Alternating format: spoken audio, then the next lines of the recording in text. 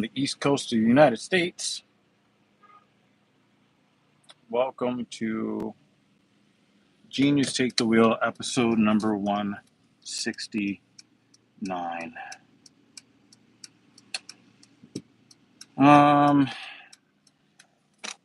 What do I have for you guys today? I don't have anything particularly special, so I'm just going to get right into it. Replay gang salute. Thank you so much for supporting like you usually do.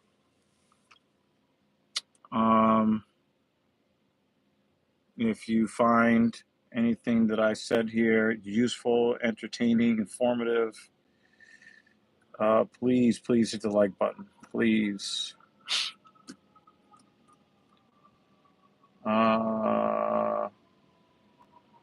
Let's do an autopsy on today. So, you guys know I've been struggling with some pain. Left quadriceps tendon. The part of the tendon that's glued to the top of the kneecap that connects the quad to the knee joint, allows for all kinds of leg extension and stuff.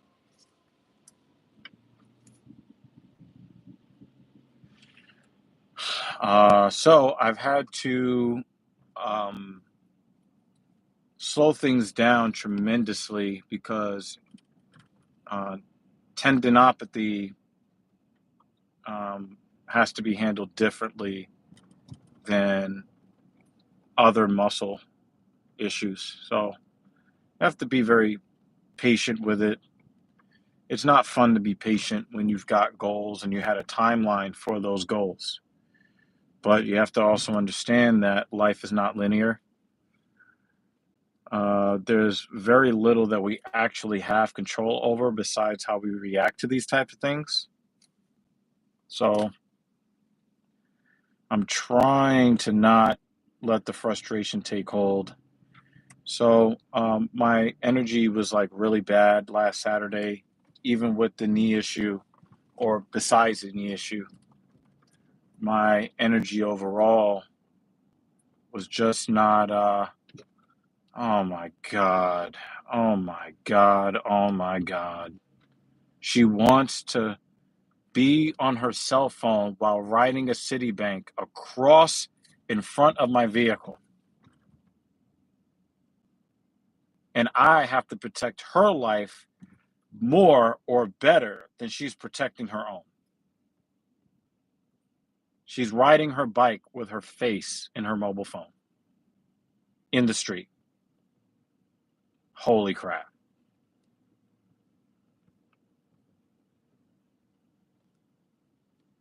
Oh my God. Oh, got a detour.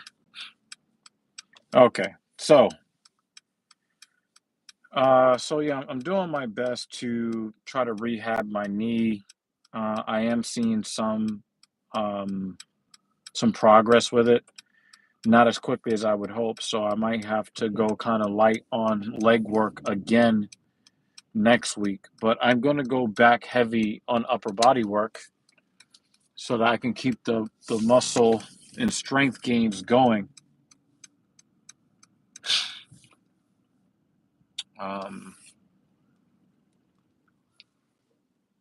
I'm going to still do, some stuff that'll light on the legs. In fact, if I'm able to get into a good groove as my quad rehabs, I might try to get in my upper and lower body assignments on Tuesdays and Thursdays to try to get it in.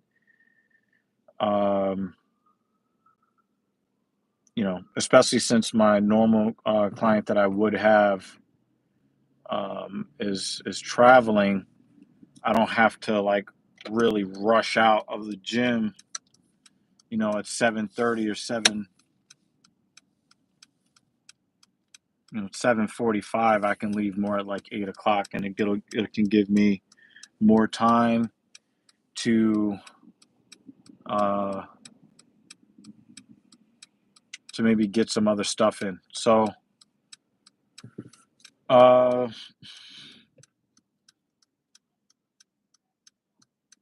Wow, there's a lot of weirdos on this block. Wow. I really do not want to be on this block. Whoa. It was like, oh, there's some weirdos. Oh, there's some more weirdos. Oh, there's weirdos arguing with each other. Yeesh. Let's get out of there. Um,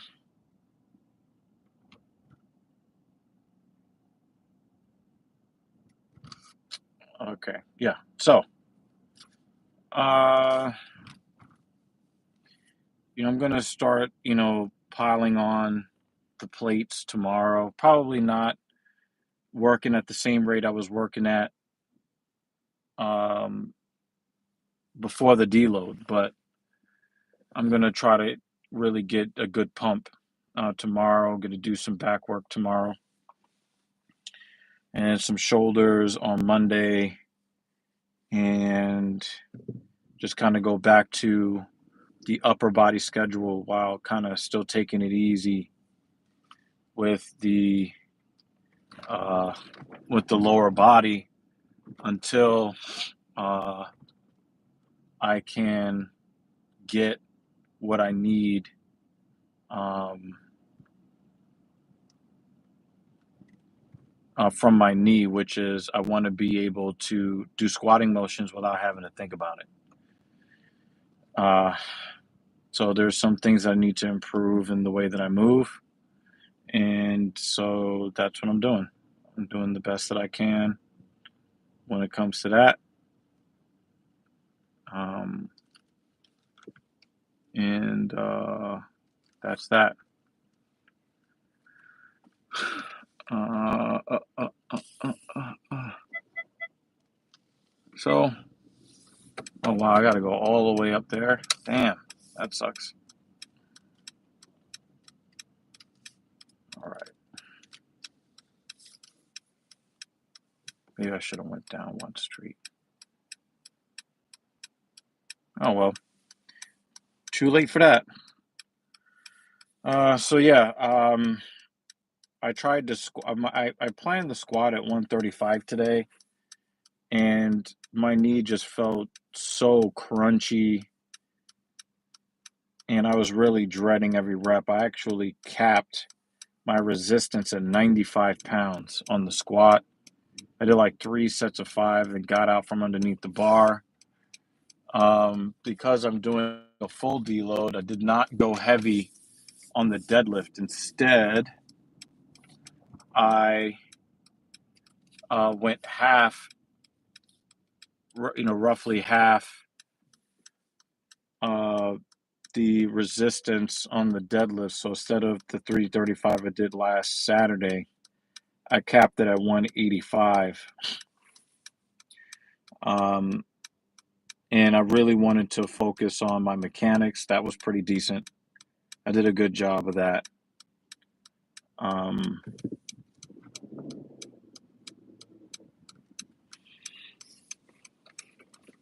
Okay, let me look out for bicyclists and pedestrians.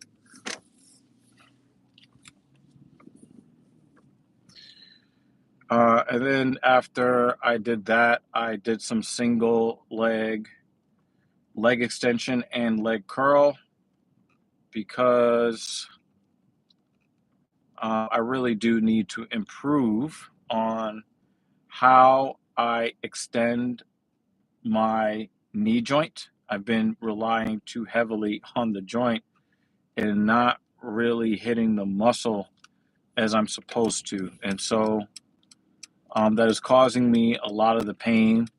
And so it's almost like I have to kind of relearn how to squat off my left leg again. So I got to teach myself how to do it if I want to avoid these types of injuries that I've been suffering with. And then I did some really light chest stuff, um, you know, 40, 55-pound dumbbells, one plate on each side on the chest machine. You know, just wanted to feel the muscle lengthen and contract a little bit. And then I'll probably, go back to, what I'm supposed to do. Uh, um, I'll go back to what I'm supposed to do for heavy chest work. Uh, what day would that be? Wednesday. Wednesday, I would have to hit the heavy chest. Um,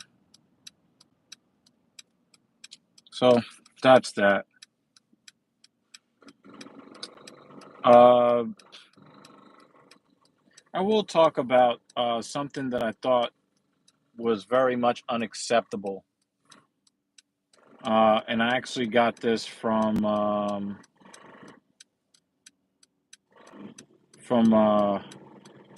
Dennis Sperling, his community tab.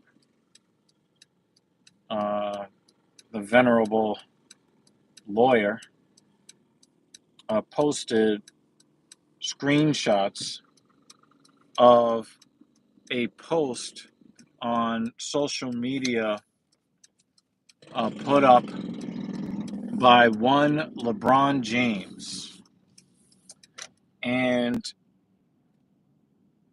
some rapper actually chastised him. I couldn't tell if it was like Ice Cube or something like that, but apparently a somewhat famous or infamous, depending on where you stand on these types of issues, a drug trafficker um, who was the founder of the Black Mafia family.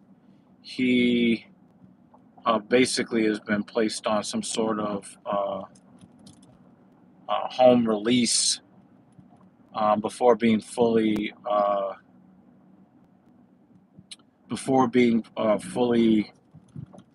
released from his prison sentence in was it 2025 or 2026, something like that. And uh, the dude is known for engaging in some pretty heinous crimes for which he spent a lot of time. I think he was sentenced to 30 years. And because of, certain things, it looks like he's going to be released a lot sooner than that. But LeBron James, in his desire to be accepted by certain pockets of Black culture, or as I would say, certain pockets of Black-led culture, in his thirst to be accepted by people that he can't really relate to, if he ever was able to relate to these people before, he damn sure cannot relate to them now. Trying to appeal to a subset of people who subscribe to the romanticization of lawlessness and destroying our own communities. And, he wants to make sure that this drug trafficker knows that he's got LeBron James' support after all that this guy did to harm his communities for the enrichment of himself. And I think that it's, it really does go to show, money doesn't buy class, money does not buy self-esteem.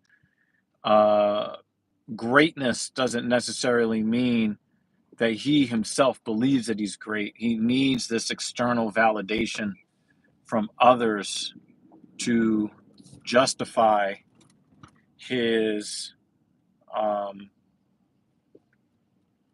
to kind of justify his street cred. And I find it to be particularly distasteful.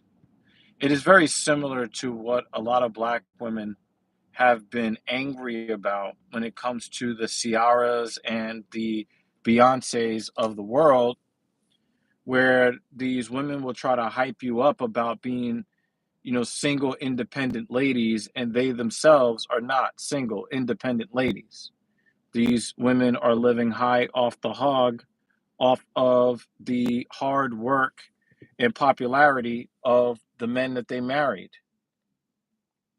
But they want to sell you being strong, independent women when they don't have your life, they don't have your problems. And a lot of black women kind of woke up to that, and it's like, you talking all that rah rah, but you're going home to your husband.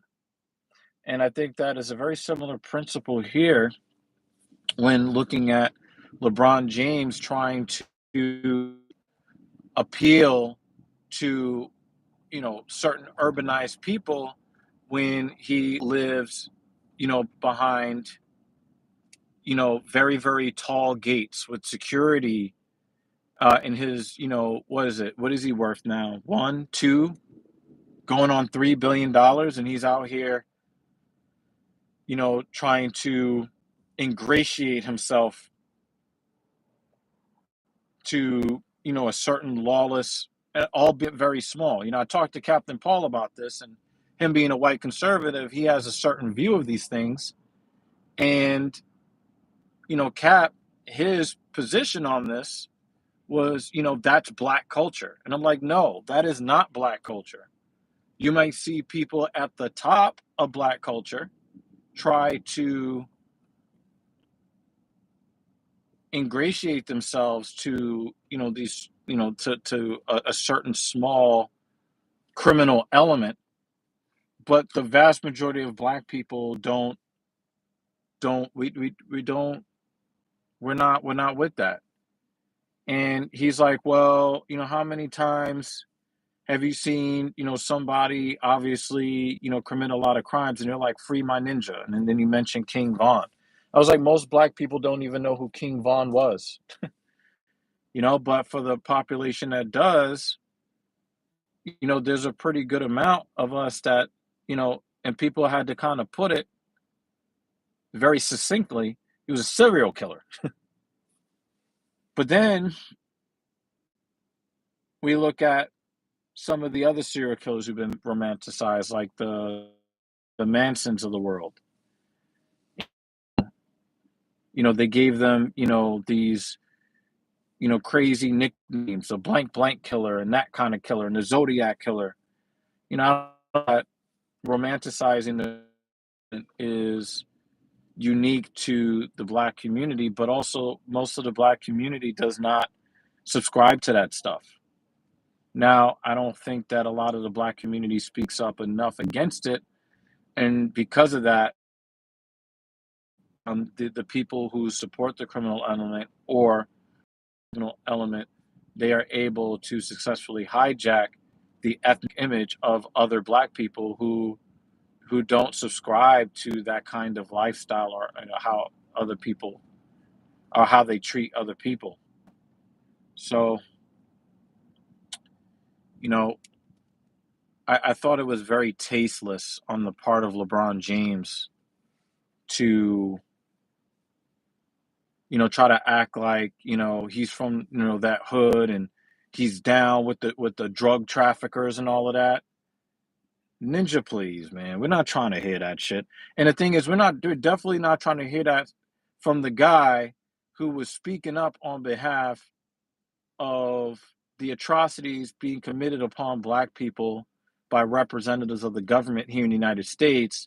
And then the same guy that wanted to speak out on the freedom of speech of those living in Hong Kong, and then quickly backtrack on those comments. You care about freedom until you stand to lose money for speaking out against, the Chinese Communist Party, right? So, you want to be like this beacon of light and use your platform to, have, better situations for black people and all that other stuff. And then you're going to turn around and, pull one of these free my ninjas type of BS, and it's like, I'm not necessarily saying that the dude coming out of prison deserves, to be ostracized for the rest of his life. I'm not saying that. But it does send a really ugly message, when you try to talk all of this, I promise school and all of this and that, and now you're trying to dap up, known, known,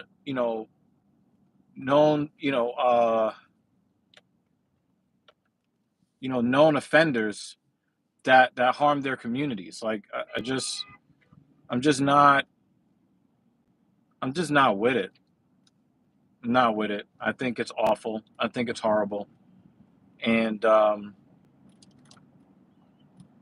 shame on LeBron. And you know, I've told people, like, you have to respect what LeBron James has done in the NBA. You have to respect it.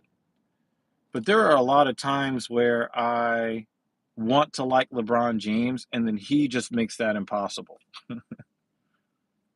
There are people who know me. I'm a big fan of mixed martial arts. And you'll see that I really do like the way certain fighters fight. Uh, and then, you see them, they get a great win, and then they open their mouth. And it's like, golly, like, you make it impossible to like you. Like, please just fight and shut up. And a lot of people were very offended with the whole dribble and shut up thing. It's the shut up and dribble thing. And I thought that was also unacceptable.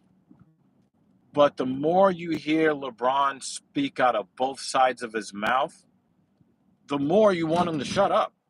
I don't wish anything bad on him. I don't wish that, he gets a career-ending injury. I hope his son plays better than he's been playing in the preseason. I will say that. But I'm going to basically say, yo, LeBron, you're missing the mark out here. You want so badly to be accepted that you're out here contradicting yourself and really making yourself seem like either A, you can't be trusted, or B, you are still out here searching for your personal identity. That's insane. But it also, goes to show, like, hey guys, rich people don't have it all figured out, you know?